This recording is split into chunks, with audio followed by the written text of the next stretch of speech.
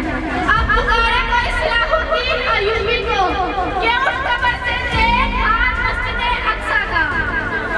तलवारें बेचकर मुसल्ले खरीद लिए तुमने, तलवारें बेचकर मुसल्ले खरीद लिए तुमने।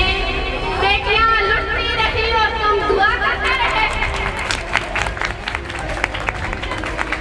हाज़रीन महफिल, मेरा आपसे सवाल है कि आपने फ़लस्तीनियों के लिए नारे लगाने और सवाल उठाने के अलावा किया क्या है? क्या आपने इसराइल को बायकॉट किया है? इज़हार अफ़सोस तो सबको करना आता है, लेकिन पता तो तब चलता है जब इम्तिहान का वक्त आता है। इसराइलियों, बिस्तर पर पड़े मकान निकलेगी तेरी, बिस्तर पर पड़े मकान निकलेगी तेरी। खुलकर सितम के खेल खेले हैं तूने, घुट घुट कर बदल से जान निकलेगी तेरी। शुक्रिया।